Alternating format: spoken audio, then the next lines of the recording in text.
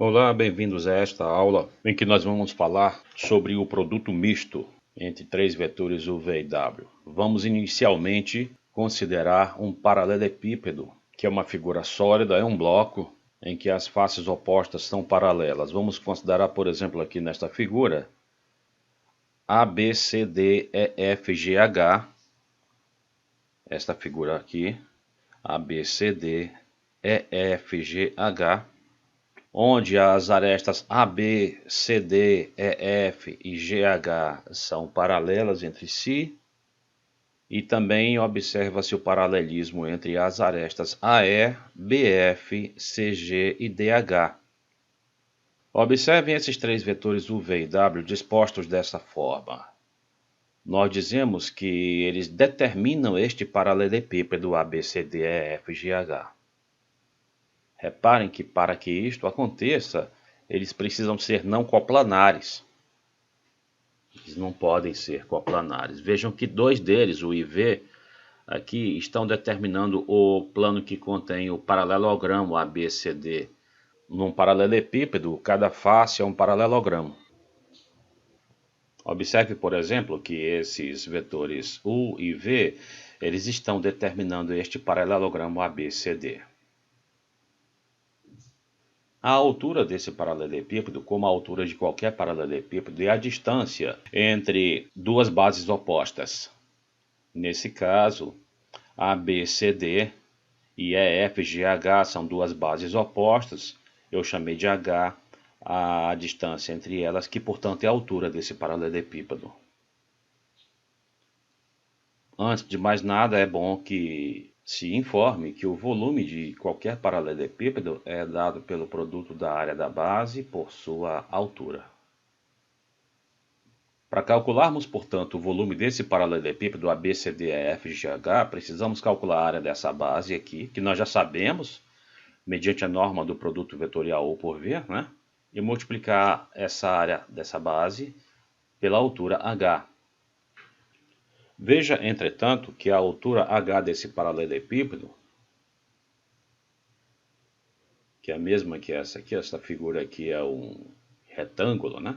A altura H desse paralelepípedo pode ser obtida da seguinte forma. Eu copiei aqui do lado esse triângulo retângulo aqui. Está aqui o AE, que é a hipotenusa dele. Pela trigonometria básica, coisa que nós já fizemos várias vezes, nós podemos garantir que esse H nada mais é do que a norma do W vezes o cosseno do ângulo θ aqui. O cateto adjacente a um dos ângulos agudos num triângulo retângulo é, como nós sabemos, o produto do comprimento da hipotenusa pelo cosseno desse ângulo agudo. Então, o volume desse paralelepípedo, que é a área da base pela altura, é a norma do produto vetorial U por V pela altura, que é a norma do W, vezes o cosseno do ângulo θ, que está aqui. Por outro lado, vamos observar o seguinte.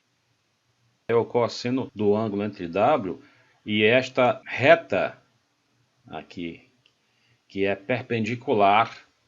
Vejam a perpendicularidade aqui, ela é perpendicular a este plano.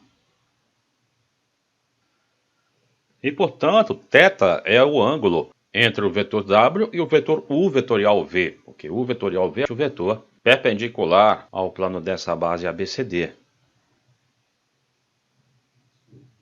Lembrem-se que nós estamos tomando o ângulo entre dois vetores como a menor determinação possível, dentre as duas que eles fazem. Então, que fique bem claro, esse θ aqui é o ângulo entre o vetor W e este vetor, o vetorial V. A consequência disso é a seguinte: o volume do paralelepípedo acabará, portanto, sendo o produto interno entre este vetor e este. Veja que tem sentido escrevermos assim, porque produto vetorial é um vetor. Então aqui nós temos o produto interno entre dois vetores. Norma do primeiro, observem, norma do segundo vezes o cosseno do ângulo entre esses dois. Lembrem-se, este ângulo θ é o ângulo entre os vetores W e o vetorial V. Está perfeitamente de acordo com o que nós poderíamos esperar aqui. Este é que é chamado de produto misto entre esses três vetores, e é assim determinado. É o produto interno entre o produto vetorial entre os dois primeiros e o terceiro. E uma notação para ele, muito comum, é esta aqui. Esta, eu repito, é uma notação muito comum para o produto misto entre três vetores, que é assim calculado.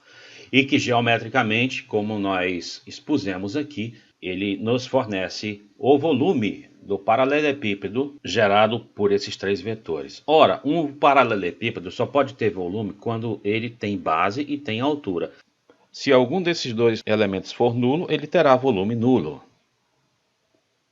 Por exemplo, se essa base aqui não fosse necessariamente uma base, ou seja, se esses dois vetores U e V fossem, digamos, paralelos, o produto vetorial entre os dois seria nulo e, portanto, o volume seria nulo. Se esse vetor W também estivesse, digamos, no mesmo plano que esses outros dois, U e V, vejam que não existiria altura. Esta altura só aparece na hora que o vetor W não está no mesmo plano que o IV. Se o vetor W estivesse no mesmo plano que o IV, portanto, o volume do paralelepípedo seria nulo e, portanto, o produto misto seria nulo também. Vejam que, em conexão com isso, nós podemos interpretar o produto misto como um teste de coplanaridade. O produto misto entre três vetores será nulo quando os três vetores não formarem um paralelepípedo. E já adianto aqui para vocês que é um vice-versa também. O produto misto é nulo se e somente se esses três vetores forem coplanares.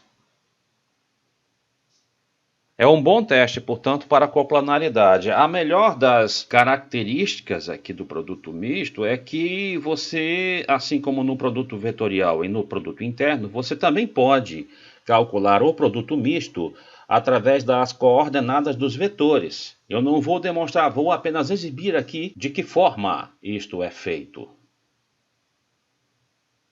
Se você tem aqui três vetores U, V e W fornecidos através de suas respectivas coordenadas, pode-se provar, embora eu repito, não o façamos aqui, que o produto misto entre esses três vetores, ele é o determinante da matriz gerada pelas coordenadas desses três vetores.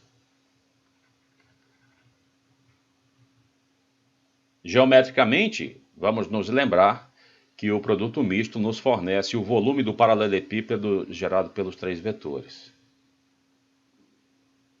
Se por acaso você obteve um determinante negativo e você tiver certeza que, no entanto, você fez os cálculos corretos, basta você tomar um módulo apenas para no que concerne a considerações geométricas, que isso vai de acordo com o fato de que o volume é algo positivo.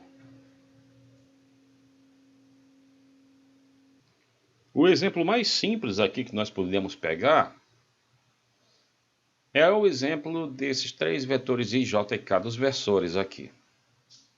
Vamos calcular o produto misto entre esses três versores. Geometricamente, o produto misto entre esses três é o volume do paralelepípedo gerado por eles, e que neste caso, felizmente, é um paralelepípedo extremamente simples, é um cubo de aresta 1. E o volume de um cubo de aresta 1, como todos nós sabemos, é 1. O produto misto entre esses três vetores é, portanto, o determinante formado por suas coordenadas. As coordenadas do I, as coordenadas do J e as coordenadas do K. Esse determinante é 1, o que teria realmente de ir de acordo com o volume que nós mencionamos. Vamos ver aqui um pequeno exemplo. Imagine aqui que nós temos os vetores U, menos 2, 0, 1, V, 1 e 3. E vamos criar aqui um vetor W, digamos, através da soma dos dois vetores U e V. Eu vou somar os vetores U e V, e com isso eu vou obter o vetor W aqui. Menos 1, 1 e 4. Vamos ver agora quem seria o produto misto entre os vetores U, V e W. E repare, o produto misto recebe esse nome bem apropriadamente, porque ele é um misto, de fato, de um produto vetorial com um produto interno. Felizmente, a maneira de calcular, como foi informado acima, é bem simples. É só calcularmos o determinante da matriz formada pelas coordenadas. Vamos colocar aqui. E quando você calcular esse determinante por qualquer método que você preferir, você vai encontrar que esse determinante será zero. Em outras palavras, você terá encontrado que o volume do paralelepípedo formado por esses três vetores é nulo. E isso nós poderíamos realmente esperar. Vejam que os vetores U e V, sendo não paralelos e de fato não são, determinam um plano. E o vetor W, como soma desses dois, está evidentemente no mesmo plano que eles. Ora, se esses três vetores são coplanares, eles não formam um paralelepípedo, ou poderíamos dizer que formariam um paralelepípedo degenerado, digamos, sem altura. Portanto, é muito natural e esperável que o volume desse paralelepípedo fosse nulo. Eu repito que o produto misto serve para nós, entre outras coisas, como um teste de coplanaridade. Nesse momento é evidente que se torna indispensável aqui que o aluno esteja familiarizado com o cálculo de determinantes de matrizes de ordem 3.